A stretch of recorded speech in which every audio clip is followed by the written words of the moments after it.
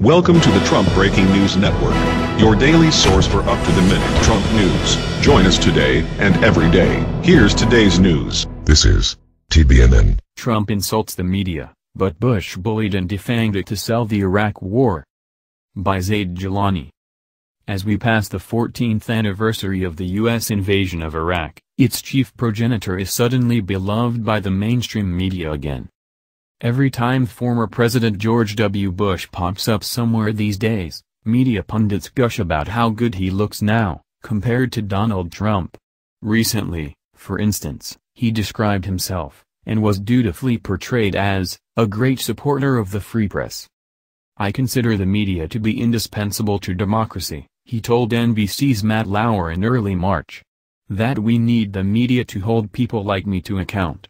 I mean, power can be very addictive and it can be corrosive, and it's important for the media to call to account people who abuse their power, whether it be here or elsewhere." The same week, he similarly assured a gushing daytime talk show host Ellen DeGeneres that "I'm a big believer in free press." The headlines were rapturous. But in reality, Bush was anything but a friend of the press during his presidency. Maybe he didn't demonize it as much as Trump does, but he actively manipulated it and bullied it far worse and far more effectively than Trump has, much of it in the service of selling his marquee policy, the war in Iraq. That illegal war destabilized Iraq and took the lives of hundreds of thousands of Iraqis and the lives of over 4,000 American soldiers. Many more in both countries continue to live with post-traumatic stress disorder and traumatic brain injury, among other war wounds. Over the course of the conflict, the United States has spent over $2 trillion.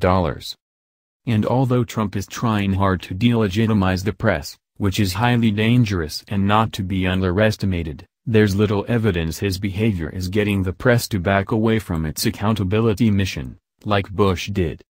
The run-up to war. By far the biggest and most tragic example of Bush making of mockery of the free press was the cascade of lies he and Dick Cheney told, and got away with, in the run-up to war in Iraq.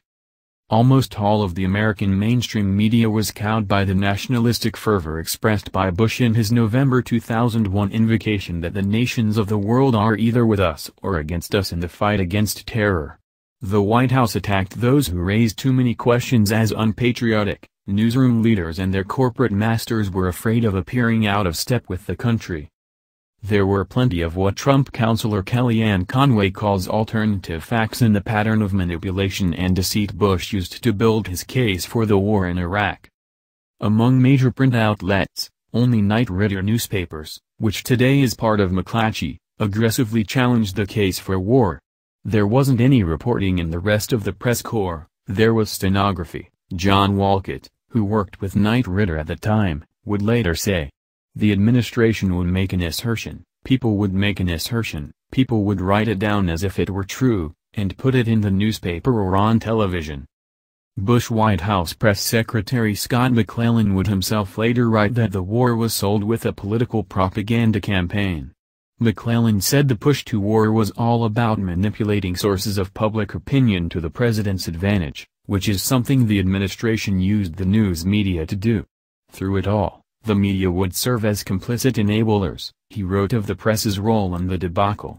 Their primary focus would be on covering the campaign to sell the war, rather than aggressively questioning the rationale for a war or pursuing the truth behind it.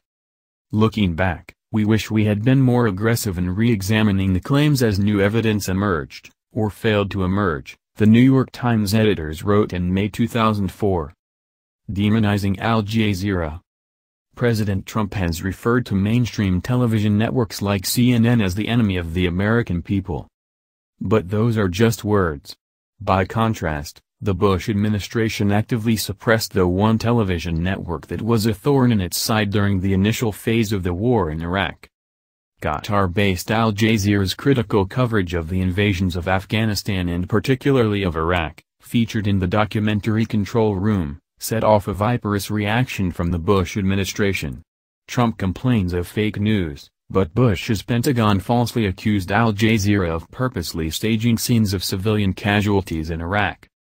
When the network obtained exclusive footage of videotape addresses by al-Qaeda leader Osama bin Laden, National Security Advisor Condoleezza Rice asked 5 major U.S. television networks to limit their coverage of the tapes.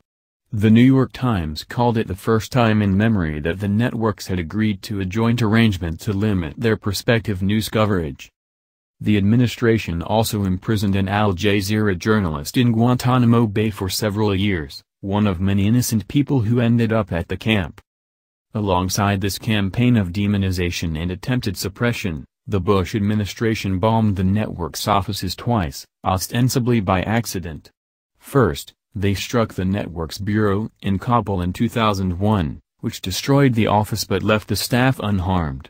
In April 2003, one U.S. missile struck the Baghdad office, killing Al Jazeera cameraman Tarek Al. Author Ron Suskind, in his book The 1% Doctrine, suggests the Bush administration was not too upset following the bombing in Kabul. Inside the CIA and White House, he writes, there was satisfaction that a message had been sent to Al Jazeera. In 2005, the Daily Mirror published the minutes of a 2004 meeting between Bush and British Prime Minister Tony Blair, describing how the American president suggested bombing Al Jazeera headquarters in Qatar. The memo suggests that Blair talked Bush out of it. But the Bush White House never directly denied the story. Cowing the press about torture. When the American people learned that the U.S. government had set up a global network of secret prisons where it tortured detainees, the Bush administration set out to manage the media fallout by insisting that the brutal techniques that it had authorized, including waterboarding, were not torture. I've said to the people that we don't torture, and we don't, Bush told interviewer Katie Couric in 2006. Vice President Dick Cheney referred to the torture techniques as an alternative form of interrogation, and Attorney General John Ashcroft also insisted that waterboarding isn't torture. The media went along with it. Mainstream outlets instead used the government's euphemism, enhanced interrogation, or other more polite phrases rather than using the word torture. New York Times Washington editor Doug Gell in 2009 explained that because Bush didn't call it torture, that made it a matter of debate. In 2011, executive editor Bill Keller said that referring to the CIA techniques as torture would be polemical.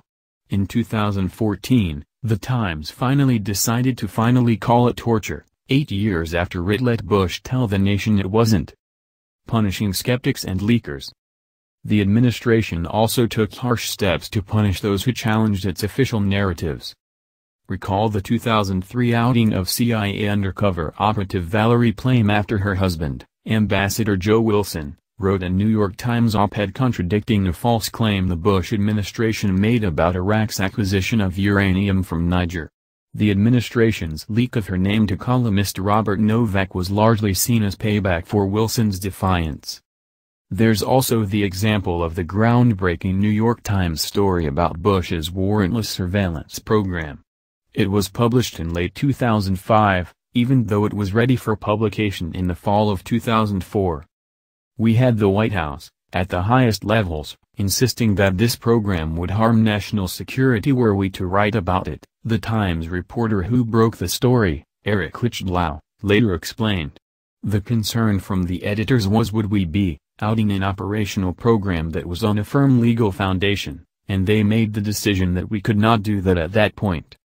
This successful intimidation removed a key scandal from the playing field right before an election that Bush only narrowly won. The administration also pursued numerous cases against leakers under the Espionage Act. Although the prosecution was not completed until the Obama administration, it was the Bush administration that began the investigation into NSA whistleblower Thomas Drake, a military veteran whose career prospects were ruined even though the espionage charges against him were eventually dropped. So far, Trump's approach to the media has been to endlessly insult them, calling them everything from fake news to the enemies of the American people. And White House Press Secretary Sean Spicer held one press gaggle where he disinvited CNN and a few other outlets that have reported critically on the administration. But the name-calling and other petty tactics have hardly cowed the American press. Unlike during the Bush years, the media has not been intimidated by the president's outbursts. Instead, with a few exceptions, such as when the administration deploys anonymous sources to make terrorism-related claims, it has been emboldened. By being so adversarial to the press, Trump has made them more adversarial. For example, when President Trump talks about possibly waterboarding detainees, the news media now has no problem referring to it as torture. And while the news media compliantly repeated the Bush administration's lies used to take the country to war in Iraq, Trump's lies are more aggressively challenged, as the media has started to make fact-checking the president a major part of its operations.